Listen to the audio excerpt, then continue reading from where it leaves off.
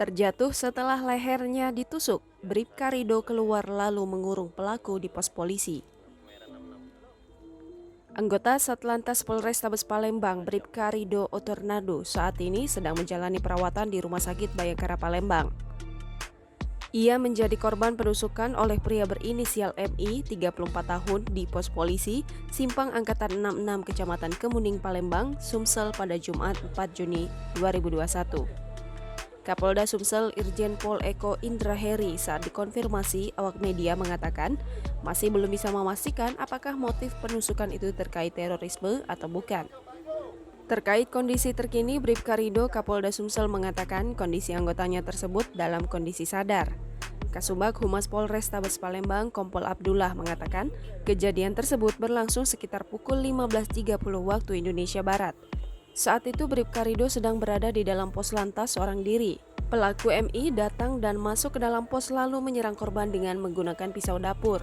Akibat tusukan tersebut, Bribka Rido terjatuh dengan kondisi mengalami luka di leher. Namun, dia sempat keluar dan menutup pintu pos serta mengurung pelaku. Rido kemudian berteriak meminta tolong hingga warga ramai mendatangi lokasi. Abdullah menjelaskan di saat bersamaan ada anggota Jatanras Polda Sumsel yang melintas di lokasi kejadian, sehingga pelaku langsung ditangkap. Hasil pemeriksaan sementara pelaku mengaku sebagai teroris dan menyerang korban tanpa sebab. Menurut Abdullah, anggota polisi yang bertugas di lapangan biasanya tak seorang diri. Namun saat itu korban sedang sendirian lantaran kondisi lalu lintas yang sedang belum padat. MI kini telah ditangkap dan menjalani pemeriksaan di Mapolda Sumsel pada Jumat 4 Juni 2021. Setelah dibawa ke Mapolda Sumsel, MI kembali dibawa ke TKP untuk melakukan reka ulang kejadian sore tadi.